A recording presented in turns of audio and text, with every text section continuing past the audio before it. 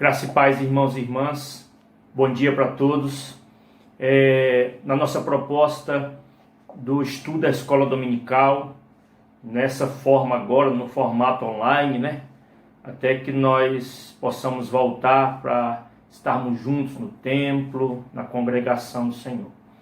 Mas como nós havíamos proposto, nós iremos estudar. Já acabamos os blocos literários do Antigo Testamento, finalizamos agora com a literatura de sabedoria, e agora nós vamos entrar no Novo Testamento, no primeiro bloco literário que aparece no Novo Testamento, que são os evangelhos, os 4 evangelhos. Então, nós estaremos iniciando esse estudo. Então, nessa proposta, nós não vamos fazer uma introdução dos livros. Isso é uma proposta mais para frente. Nós iremos somente fazer um panorama dos escritos, né, desse bloco literário, qual é o propósito desse bloco literário, né, quais são ali as informações que são relevantes para a gente entender esse bloco literário. A primeira coisa que eu gostaria de conversar com vocês é sobre a palavra evangelho. A palavra evangelho. A palavra evangelho significa boa notícia. Evangelho significa boa notícia. Nós já entendemos, né? Talvez já estudamos muito essa palavra. Então, evangelho significa boa notícia.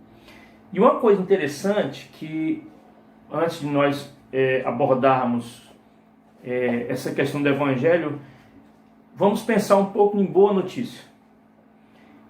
A boa notícia, ela tem o seu significado conforme o ambiente que ela é transmitida. Um pensamento interessante é o seguinte: se você tiver uma boa notícia para uma pessoa, depende do local ou do ambiente que aquela pessoa esteja, que essa boa notícia vai ter um efeito mais de mais alegria, de mais transmitir mais paz. Por exemplo, você tem uma boa notícia que é dada no hospital. Está lá o hospital silencioso, aí o médico chega com uma boa notícia da cura de alguém para algum familiar. Aquela boa notícia, ela alegra o coração das pessoas, porque ali está um ambiente de sofrimento. Mas você imagina que as pessoas estejam numa grande festa, todo mundo se alegrando, e alguém chega com uma boa notícia. Logo, a boa notícia vai ser sempre uma boa notícia, mas o efeito dela nos corações, ela é diferente de uma notícia dada no hospital. Então, neste estudo, nós vamos entender o papel dos evangelhos para as primeiras comunidades de fé, para as primeiras comunidades cristãs, lá no século I. Né? Então, mais para frente, nós vamos voltar a esse assunto. A primeira coisa também que eu queria destacar é como é que aparece a palavra evangelho no Antigo Testamento. No Antigo Testamento, a palavra evangelho também significa boas notícias, trazer alegres notícias. E qual é o que significava evangelho ou boa notícia no Antigo Testamento? Ela se referia até o prêmio que uma pessoa ganhava ao dar uma notícia. Por exemplo, lá no campo de batalha, a pessoa está lá no campo de batalha e de repente a pessoa consegue escapar ali, ou então a pessoa está observando e ela chega no rei. E aí ela vem dar boa notícia de que o exército está ganhando, que os inimigos do rei morreram. Essa pessoa que dava a boa notícia, ela ganhava um prêmio, uma recompensa. Então, a boa notícia para o rei, ela trazia uma recompensa para aquele que anunciava a boa notícia. Né? E até a notícia, porque geralmente era notícia, boa notícia de que o inimigo do rei tinha morrido, né, de que o adversário do rei tinha perdido a batalha. Então, essas pessoas que chegavam com essa informação, com essa boa notícia, elas ganhavam recompensa. quando elas chegavam com o evangelho. Então as pessoas faziam tudo para chegar para o rei, para dar boa notícia, que aí ganhavam presente. Tiveram algumas pessoas que não ganharam um presente muito bom, né? Por exemplo, teve uma pessoa que foi dar as boas notícias, achando que era boa notícia para Davi da morte de Saul, e ela chegou com uma forma tão debochada diante de Davi que a recompensa dela foi a morte, né? Então a Bíblia ela fala sobre esse episódio. Então, boa notícia era ganhava-se uma recompensa.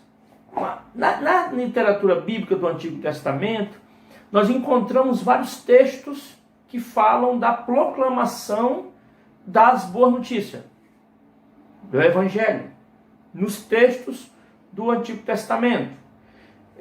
Eu separei alguns textos que falam das boas notícias, que são boas notícias de justiça. No Salmo 40, versículo 9, fala das boas novas de justiça. No Salmo 96, versículo 2, fala das boas novas de salvação. No Isaías 40, versículo 9, fala das boas novas da presença de Deus. E uma coisa interessante, no Antigo Testamento, no meio dos profetas, escritos proféticos, ele aparece um bloco lá, uma parte do livro de Isaías que nós podemos chamar de Evangelho de Isaías. Porque de Isaías 1 até o Isaías 39, capítulo 39, fala-se muito sobre condenação, sobre juízo, sobre, né, a intervenção de Deus ali, a pesada mão de Deus ali, as ofensas do povo. Mas de Isaías 40 a 66 muda totalmente o conteúdo.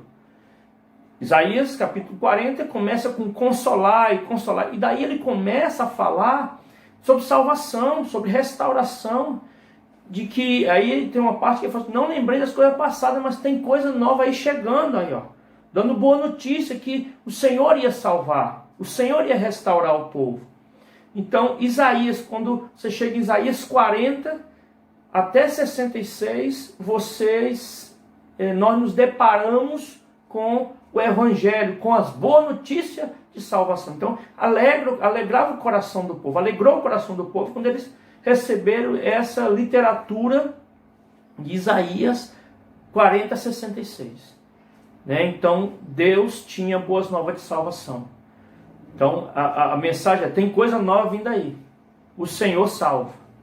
Né? O Senhor vai operar a salvação. Então, existe essa parte do Antigo Testamento que nós podemos chamar de Evangelho de Isaías. E Isaías 52, as boas novas do Deus que reina. Isaías 61, que fala que o Senhor foi ungido, o profeta foi ungido para proclamar as boas novas, aos quebrantados, boas novas, Evangelho.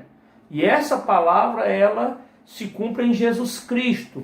No Evangelho de Lucas, capítulo 4, Jesus Cristo fala que essa palavra se refere a ele, era uma profecia, né, que se cumpriu nele, que ele veio falar do Evangelho, das boas novas para os quebrantados, para os oprimidos, para os prisioneiros. Então, no Antigo Testamento, o Evangelho aparece com essa conotação, né, de boa notícia da salvação de Deus também. O Evangelho no pensamento mais grego, mas não religioso, era o pensamento secular. Então, essa palavra ela também aparecia no Evangelho,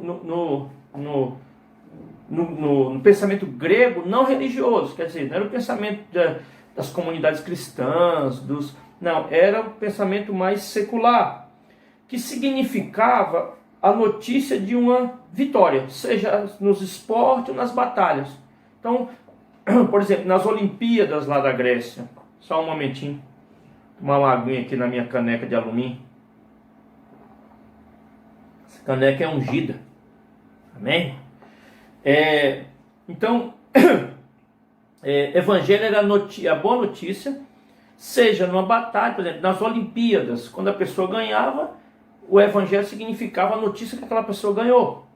Esse era o meio lá secular. Que aí a gente pode resumir assim: alegre-se, se nós vencemos. Alegre-se, nós vencemos. Nós vencemos. Então é uma alegria muito grande a boa notícia de que alguém venceu. Então, se fosse na batalha, o exército venceu, vamos se alegrar, porque nós vencemos. Então, esse era o pensamento.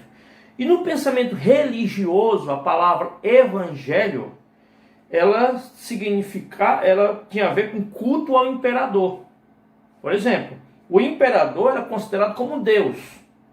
Era uma divindade. O imperador era considerado uma divindade. Era um Deus. Claro, Deus com D minúsculo, não é o nosso Deus. Então ele se considerava um Deus. E quando alguém vinha dar notícia do nascimento de um imperador, aparece um escrito lá no século IX a.C., falando sobre o nascimento do imperador Augusto. Só para vocês terem um exemplo, terem uma ideia. O nascimento do Deus foi para o mundo o começo das novas de gozo que foram anunciadas em seu nome. Olha só, eles anunciando o nascimento de um imperador, aí eles disseram assim, escreveram assim: o nascimento do Deus foi para o mundo o começo das novas de gozo que foram anunciadas em seu nome. Então, o que estava dizendo? Deus nasceu. O imperador nasceu, então Deus nasceu, e agora começa o tempo de alegria, porque o Deus nasceu. Então, isso era um evangelho para eles, dizer que nasceu o imperador, nasceu Deus. Então, uma coisa interessante é que, chegando no evangelho de Jesus Cristo, nas boas novas de salvação, nós encontramos também nos evangelhos o nascimento de Jesus Cristo. O nascimento de Jesus. Nós vamos ver, olha que coisa interessante, o evangelho de Jesus Cristo são as boas novas de alegria. No evangelho de Lucas, capítulo 2, versículo 10 e 11, coloquei até no estudo aí, o anjo, porém, lhes disse: não temais, eis que vos trago boa nova de grande alegria, que o será para todo o povo. É que hoje vos nasceu na cidade de Davi o Salvador, que é Cristo o Senhor. Então o anjo trouxe o evangelho para Maria, o evangelho para os primeiros cristãos, para as pessoas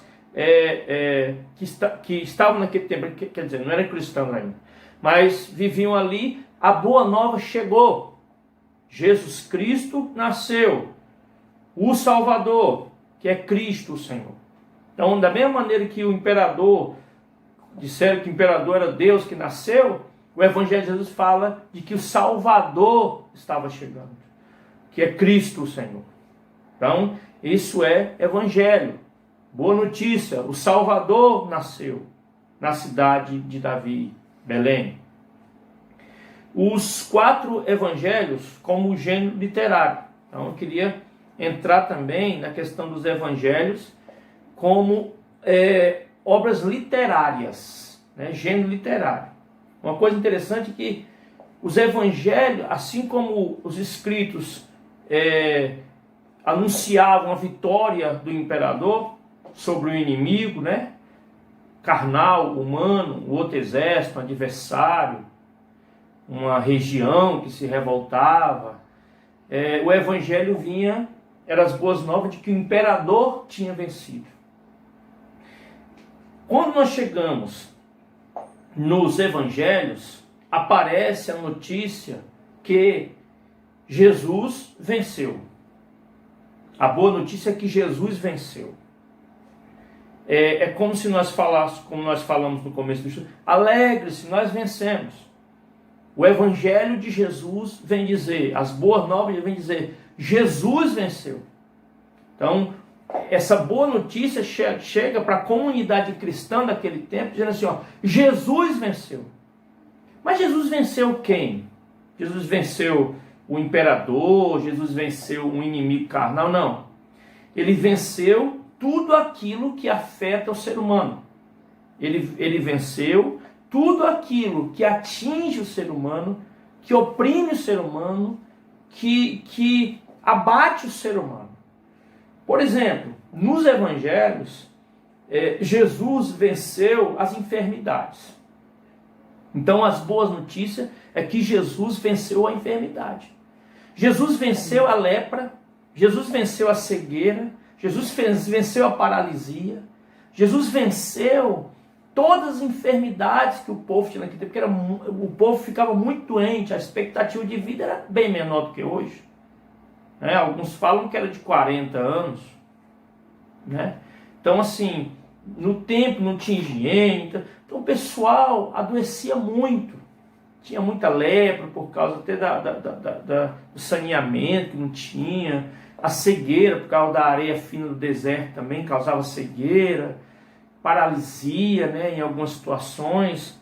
Mas o evangelho, a boa notícia é que Jesus veio e venceu todas as enfermidades. Então aparece ali nos evangelhos Jesus dominando as enfermidades e vencendo sobre elas.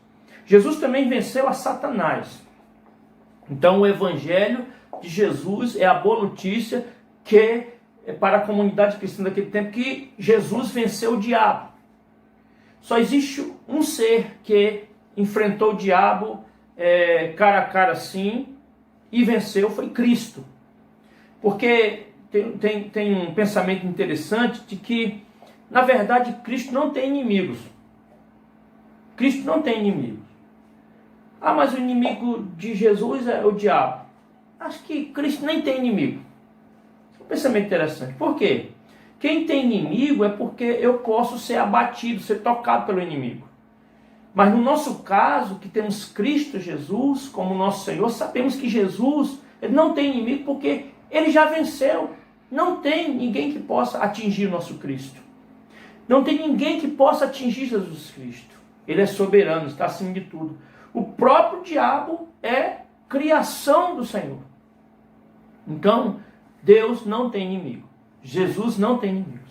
Ele já venceu. Ele está soberano. Ele nem conta no meio da briga, porque ele está acima de tudo e de todos. Glória a Deus. Então ele venceu ali no deserto a Satanás. E ele só começou o seu ministério depois que ele venceu ao diabo ali no deserto. O que significa isso? Já tirei o diabo de cena. Ele vai ficar incomodando aqui e ali, mas ele está fora de cena. Jesus venceu o diabo no deserto, na tentação. O que Jesus fez ali foi o que o povo de Deus falhou lá para trás. Adão falhou lá na tentação do paraíso. O povo falhou na tentação do deserto. Mas Jesus venceu no deserto. Jesus venceu o diabo no deserto. Então, é muito importante isso. Jesus venceu as forças da natureza. Jesus, ele dominou a criação, porque ele é o Criador. Então, as boas notícias, elas diziam para a comunidade cristã assim, Jesus venceu tempestade. Jesus dominou uma tempestade. Então, Jesus venceu a natureza. Jesus venceu o pecado. Não tem ninguém que conseguia vencer o pecado, nem perdoar pecados. Só Jesus. E Jesus venceu o pecado. Diz a palavra que ele foi tentado em todas as coisas, porém sem pecado. Então ele é um Cristo que está conosco.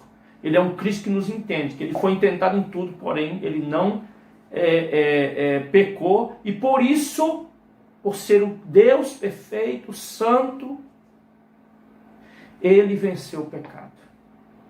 E por fim, ele venceu a morte. A morte, diz a palavra, que era o único inimigo, o último inimigo. Quer dizer, a morte é invencível. Era. Porque Jesus venceu a morte. E diz a palavra que ele tem a chave da morte e do inferno. Quer dizer, o Sheol, o lugar dos mortos. Jesus tem a chave. Então Jesus dominou. Então Jesus venceu a morte, que é o inimigo invencível para o ser humano. Ela nos vence, sempre vai nos vencer, mas Cristo já venceu ela. E aqueles que estão em Cristo, a boa notícia é que eles vencerão e um dia nós ressuscitaremos em Cristo. Aleluia. Uma coisa interessante que antes dos 4 evangelhos aparecerem como obra literária, existiu uma época de aproximadamente uns 20 anos, onde as histórias de Jesus eram contadas na comunidade de fé. Por exemplo, era contado na tradição oral. As pessoas contavam a história do milagre que Jesus curou um paralítico, outra vinha e contava uma parábola. Então existia essas historinhas de Jesus no meio das comunidades. Então não tinha nada escrito, né? Não tinha nada escrito. Eram as pessoas contando ali, por exemplo, a história do paralítico que andou, o cego Bartimeu, outro vinha e contava, né, a questão de Lázaro. Então existiam as histórias, os feitos de Jesus, os milagres de Jesus, a parábola de Jesus, e elas circulavam ali no meio da comunidade. Então as pessoas conheciam os feitos de Jesus através de quem? Aí eram os apóstolos, Pedro, Tiago, João, eram os apóstolos que tinham caminhado com Cristo, que foram testemunha dos feitos de Jesus, que eles contavam as histórias. Eles contavam as histórias. E é interessante que pelas histórias de Jesus ali, Jesus voltaria logo. Então a comunidade ali, ela esperava a volta de Jesus iminente. Quer dizer, Jesus está quase voltando, Jesus está vindo aí. Então eles se viam na expectativa muito grande de que Jesus estava voltando, que Jesus prometeu que vinha buscar eles. Jesus vinha buscar o povo. Então aconteceu um episódio interessante que é lá em Pentecoste.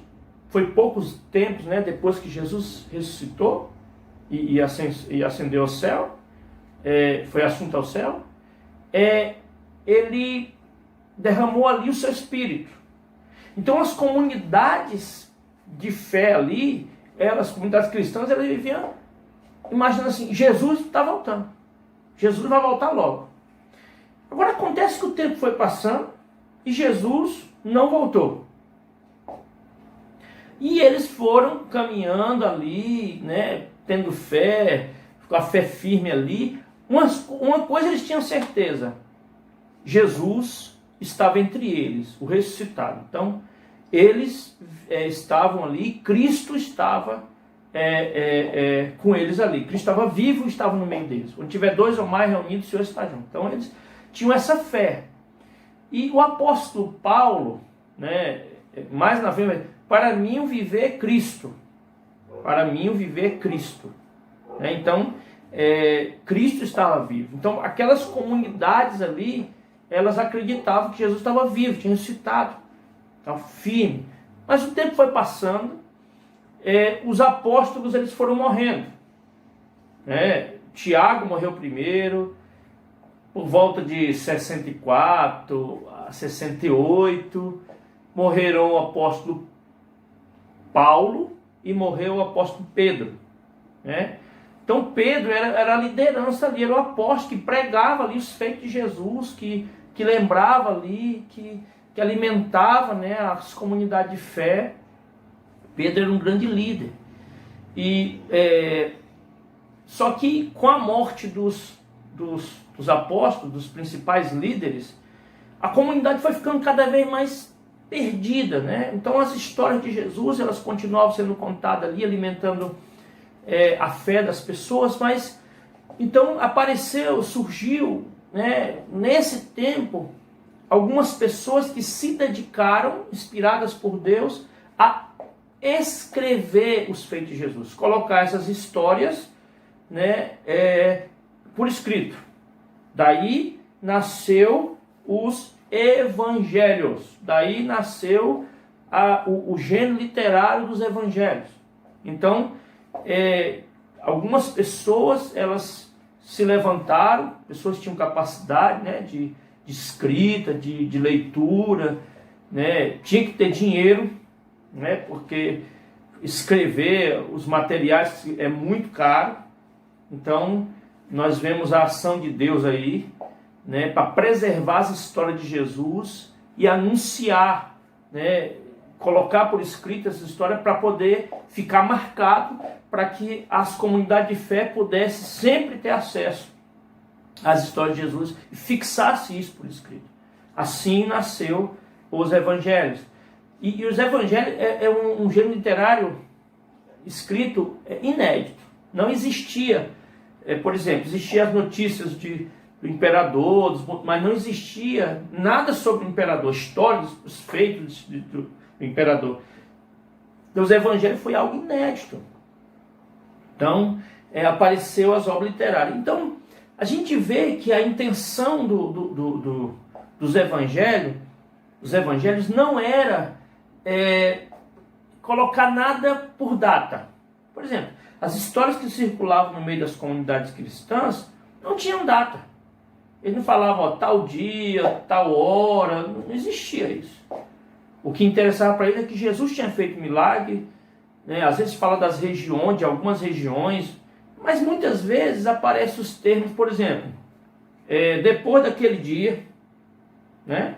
Naquele tempo, em casa, depois, em seguida, no monte, mas não explica ali que tempo foi esse. Por quê? Porque não é a intenção dos evangelhos colocar datado ali. As coisas aconteceram assim, tudo marcadinho como um calendário. Não era uma coisa cronológica, começou isso, depois fez isso, agora foi assim. Não. A intenção dos evangelhos era somente fixar por escrito as histórias, a tradição oral que as comunidades cristãs já tinham, as historinhas de Jesus. Então, o interesse deles não é uma coisa cronológica, uma atrás da outra, mas é organizar ali de uma maneira que as pessoas entendam os feitos de Jesus. Uma coisa interessante é que o primeiro evangelho a ser escrito foi o evangelho de Marcos, por volta de 65 a 70, por aí. Essas datas são a gente fala provavelmente porque não tem como fixar uma data assim, mas nesse tempo aí de 65, outros acham que é 60, tem varia aí das opiniões, mas foi nessa época aí do século I, por volta da metade do século I, que o evangelho de Marcos foi escrito. E uma coisa interessante é que o Marcos escreveu o seu evangelho. Alguns acham que o nome João Marcos, que era um jovem, ele andou com Pedro, e Pedro foi contando as histórias e ele foi colocando por escrito. Então Pedro foi lembrando as histórias de Jesus, falando, e Marcos foi colocando as histórias que Pedro contava sobre Jesus. E interessante que depois que Marcos escreveu o evangelho dele, segundo Marcos, é um evangelho curto, pequeno, depois de cerca de 10 a 15 anos, Mateus e Lucas escreveram os evangelhos deles. Nessa faixa aí de 10 a 15 anos, uns acho que é 20 anos depois de Marcos, Lucas e Mateus escreveram os evangelhos segundo a visão deles, segundo, a organização deles. E provavelmente, muito provavelmente, Lucas e Mateus tiraram muita coisa de Marcos. Nós vamos ver, eu até coloquei no estudo que eu postei aí, as semelhanças. E o que significa evangelhos sinóticos, né? Evangelhos sinóticos são chamados 3 evangelhos: Marcos, Lucas e Mateus. Esses 3 são os evangelhos sinóticos. O que significa sinótico? É uma palavra grega que significa a mesma ótica, ver junto. A palavra sin no grego é junto. E a palavra óptica, é ótica. Então quer dizer, a mesma visão, a mesma ótica. Então o Marcos, Evangelho segundo Marcos, Evangelho segundo Lucas, Evangelho segundo Mateus, ele tem a mesma ótica. Eles veem a mesma coisa. Se você botar os três evangelhos, se você colocar os três evangelhos em três tabelas, três colunas, todo evangelho, tem os estudiosos que fazem isso, aqui mesmo tem muito material que faz isso. Não coloquei aqui porque mais para frente a gente pode estudar, se Deus permitir, a introdução dos evangelhos, a gente vai cuidar de cada um separadamente, estudar cada um separadamente. Mas existem muitas semelhanças entre esses três evangelhos. Uma coisa interessante é que eu coloquei aqui que entre 94% e 95% do evangelho de Marcos é reproduzido em Mateus e Lucas. Quer dizer, quase 100%, 95% por aí é reproduzido no evangelho de Marcos, é reproduzido em Lucas e em Mateus. Olha que coisa interessante. E aí tem a parte de Lucas, que Lucas pegou em outras fontes, tem a parte de Mateus, que Mateus pegou em outras fontes, mas a maioria eles extraíram do evangelho que já tinha sido escrito, que é o evangelho de Marcos. Então eles seguiram a mesma sequência de Marcos. Uma coisa interessante, eu botei aqui umas tabelas, né, de peculiaridades de cada evangelho e coincidência que tem entre eles. Então, eu não vou me ater aqui porque são números. Então, os irmãos, vocês podem conferir aí essa sequência, esses versículos que tem, tá bom? Essas peculiaridades e as coincidências que tem entre os dois evangelhos. Agora, uma coisa interessante é que os três evangelhos, eles seguem uma sequência. Os três seguem a mesma sequência. Qual que é a sequência? A sequência é a preparação do ministério de Jesus. Os três evangelhos aparecem.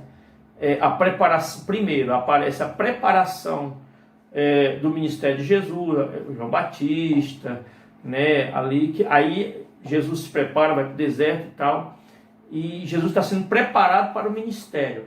Depois, eles falam do ministério de Jesus ali na parte da Galileia, né?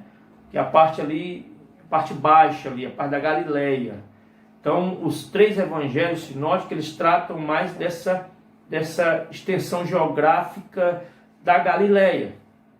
E depois eles vão relatando Jesus saindo da Galileia e caminhando para Jerusalém, subindo para Jerusalém. Jerusalém é 740 metros acima do nível do mar. Então, toda vez que a Bíblia fala sobre subir para Jerusalém, porque na verdade é uma montanha lá no alto, né? Então, Jesus foi subindo, passando, aí ele passa por Samaria,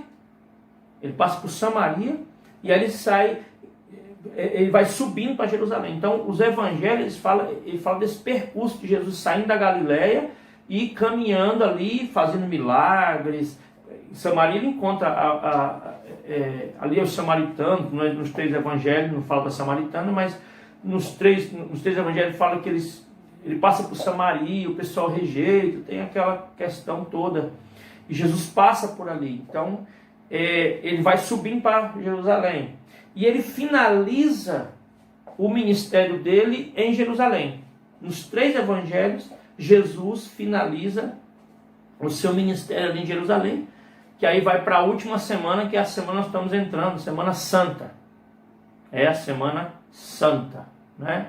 Então, que aí acontece a morte de Jesus na cruz e a ressurreição. Então, eles finalizam o ministério de Jesus, os feitos de Jesus ali por escrito em Jerusalém, ali na morte e na ressurreição de Jesus Cristo. O Evangelho segundo João, ele já é separado. O Evangelho de João é separado. A abordagem dele é diferente, ele pegou pouca coisa de Marcos, e a distância de tempo de João é maior do que dos dois. Por exemplo, o Evangelho de João ele foi escrito aproximadamente no ano 100. No ano 100. Então, ele foi escrito muito tempo depois que o Evangelho de João foi escrito. E ele traz muita coisa nova, traz muita história que não tem nos outros. a gente for fazer a introdução dos evangelhos, um dia a gente pode tratar mais disso.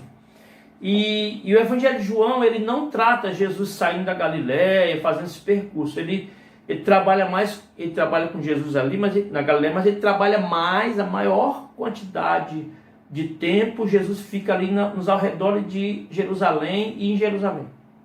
Então o foco, a ótica de João é outra. É mostrar um Jesus ali perto de Jerusalém ali, né? Nós vemos a visão dos sinóticos sendo comparada com a de João, né?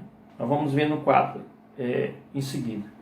Uma coisa interessante, que existe alguns versículos que mostram os propósitos dos evangelhos por escrito. Qual era o propósito desses evangelhos?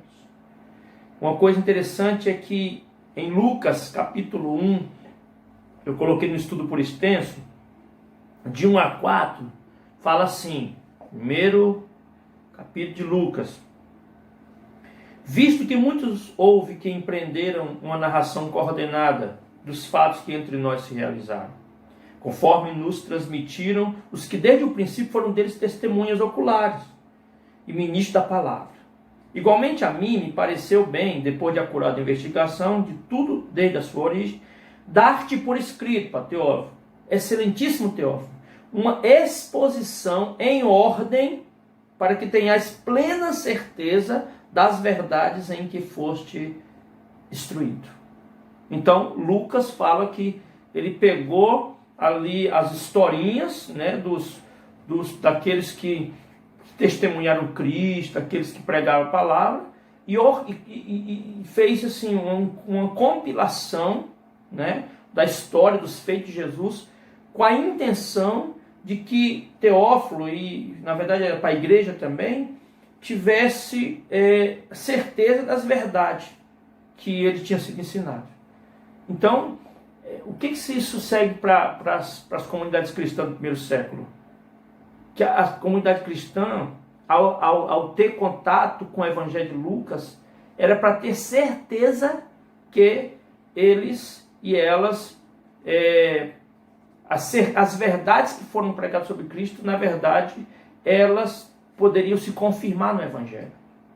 Então Lucas, ele escreveu mais para os gentios, né, mais para os gregos, dizendo para as comunidades que estavam ali, dizendo assim, olha, isso foi verdade. Essa é a história, as histórias que estão no meu Evangelho, no Evangelho segundo Lucas, como assim ele escreveu, era para que as pessoas tivessem certeza das verdades que as pessoas estavam sendo instruídas a respeito de Cristo. E no Evangelho de João, capítulo 20, 30, 31, fala assim, na verdade, fez Jesus diante dos discípulos muitos outros sinais que não estão escritos nesse livro.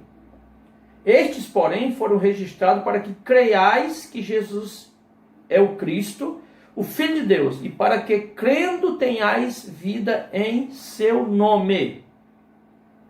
Então, qual foi?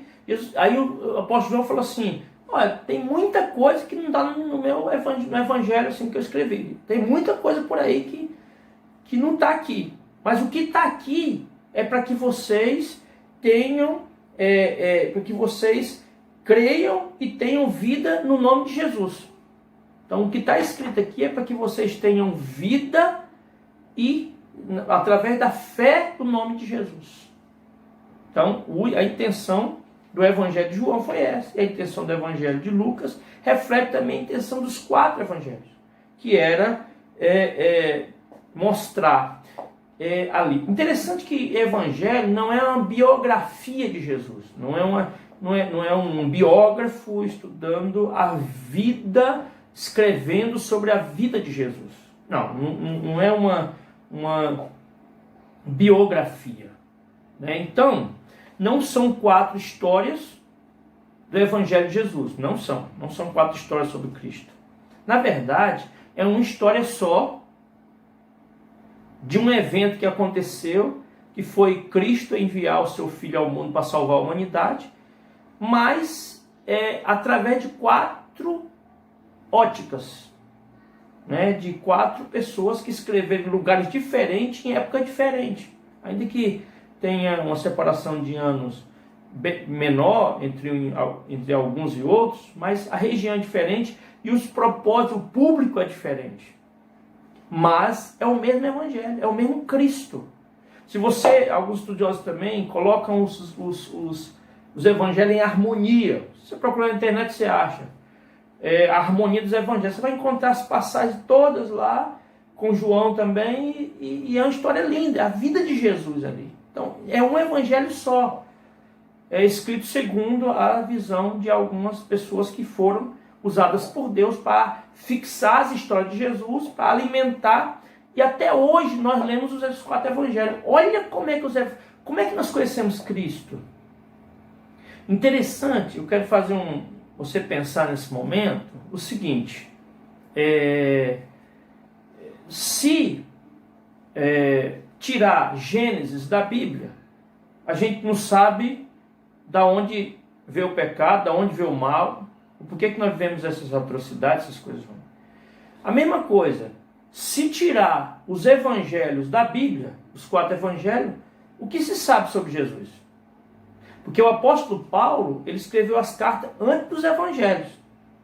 O primeiro escrito do Novo Testamento é 1 Tessalonicenses. Não são os evangelhos. Mas por que os evangelhos foram colocados ali antes das cartas? Porque sem os evangelhos falando da história de Jesus, como que Paulo ia pregar Jesus? Então, como que as pessoas entender, né, se nós formos ler, estou falando da gente como leitor atual, que de entender o que Paulo ia pregar se não tivesse os evangelhos antes, falando da história de Jesus, falando, né, dos feitos de Jesus, da história teológica da salvação. Então, os evangelhos são essenciais para entender a vida de Jesus. Tanto que quando as pessoas o que eu leio primeiro? É o evangelho.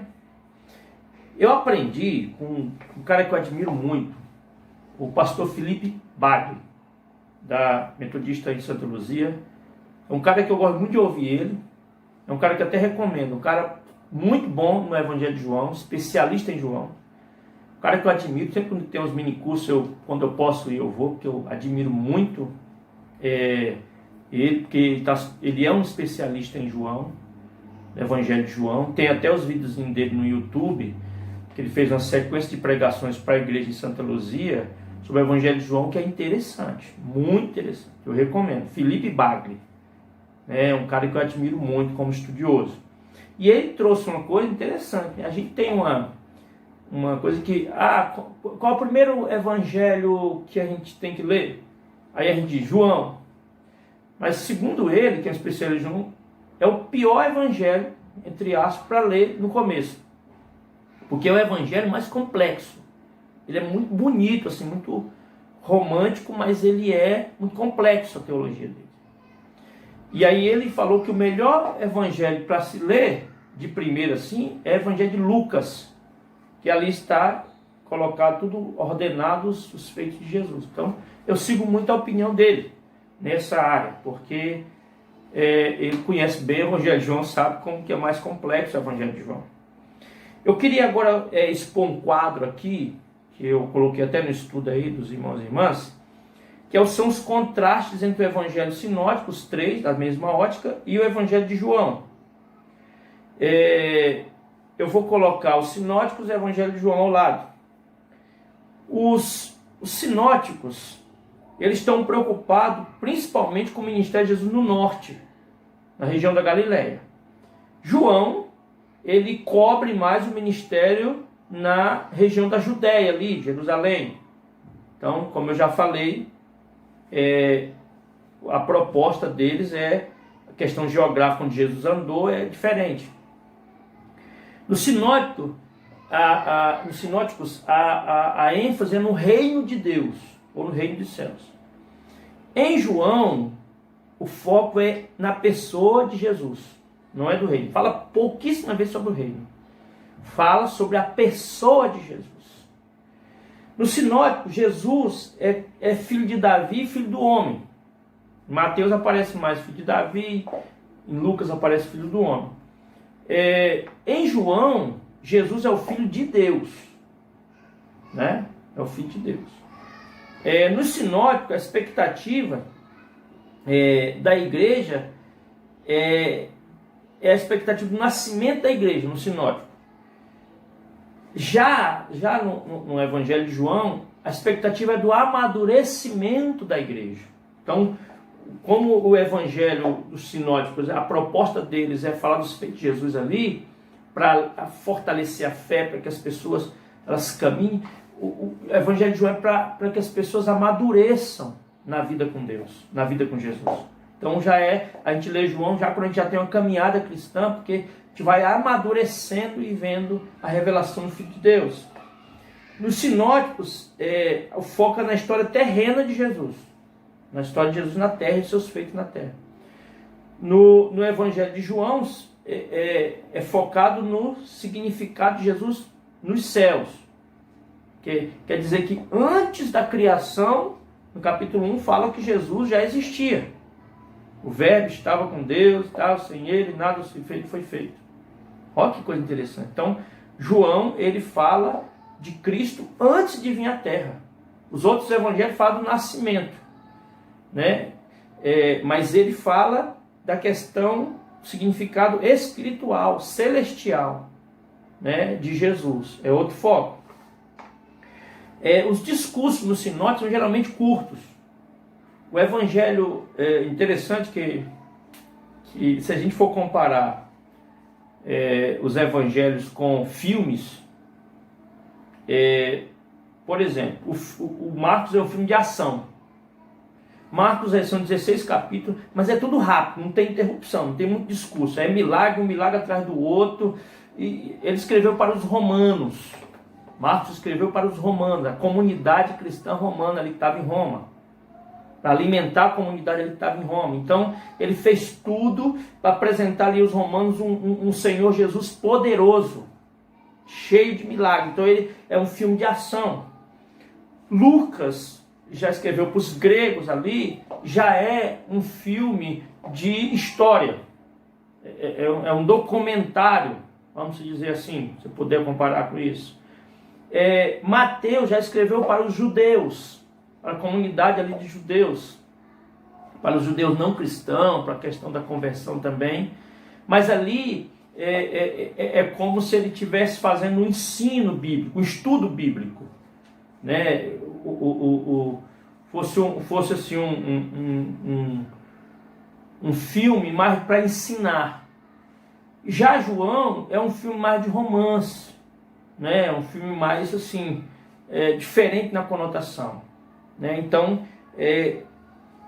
nos três evangelhos os discursos de Jesus são menores e mais rápidos, as parábolas são bem rápidas.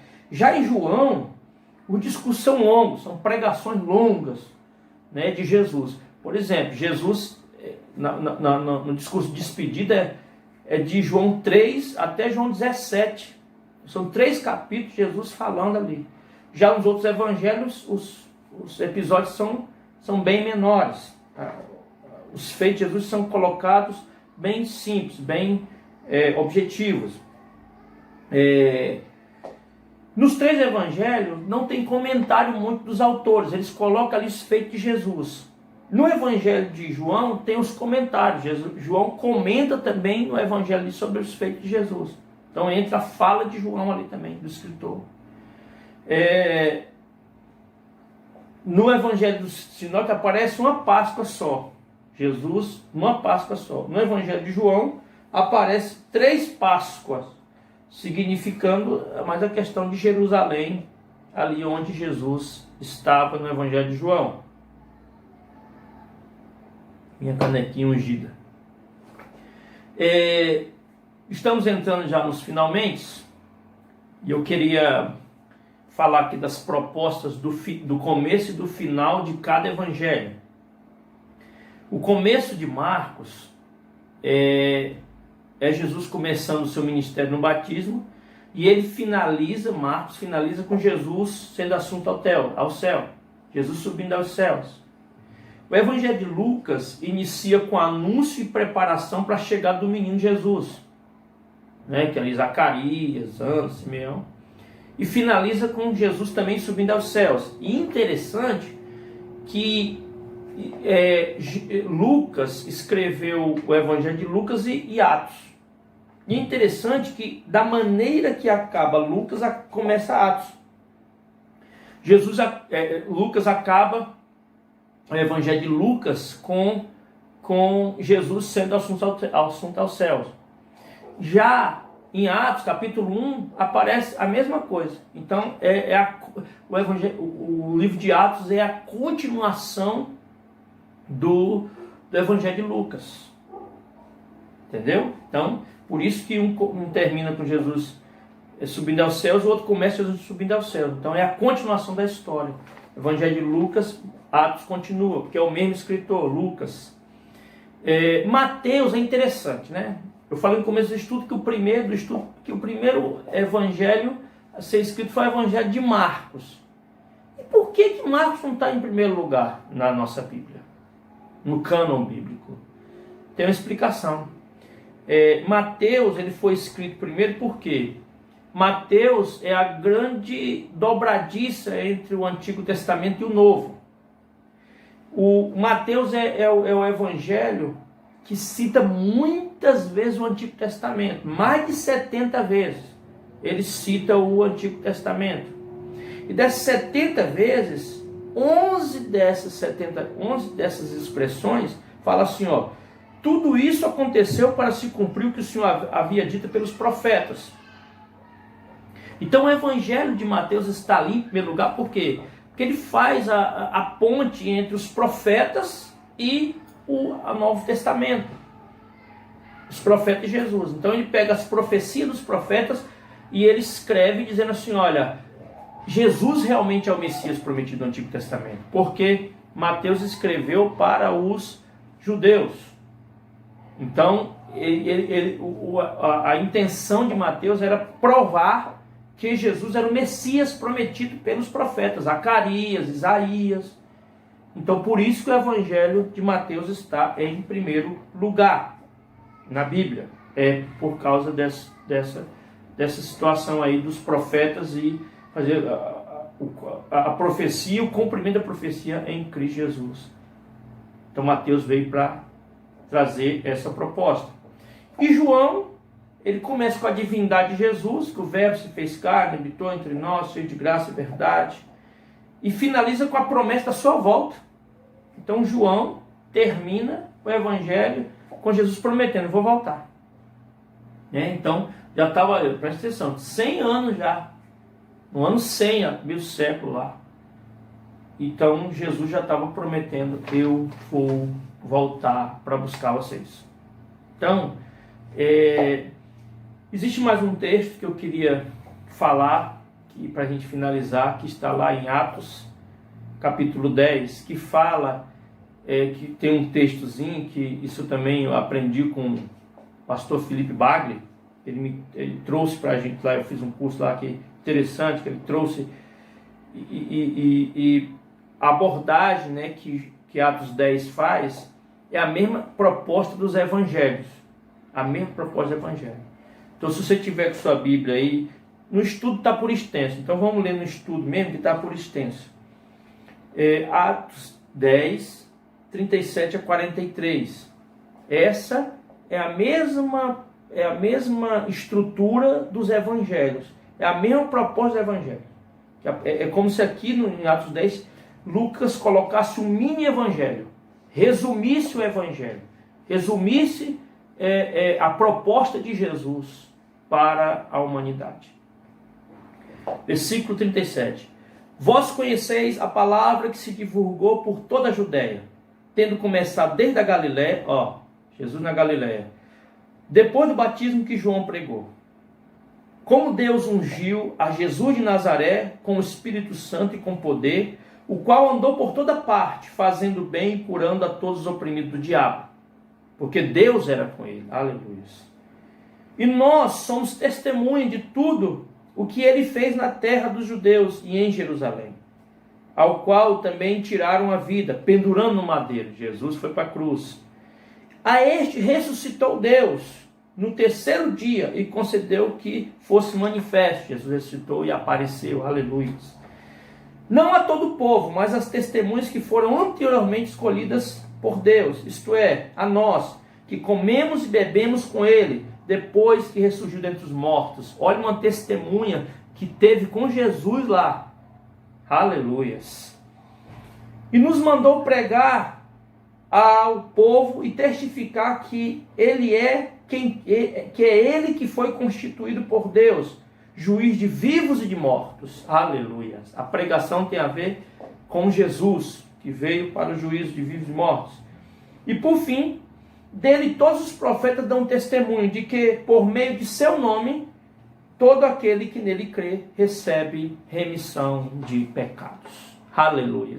Jesus veio com a proposta de salvação, de perdão, de restauração. Assim, nós finalizamos o estudo dos 4 evangelhos, um estudo bem panorâmico e simples. Que Deus os abençoe, que Deus os sustente, que lembre sempre, leia os evangelhos.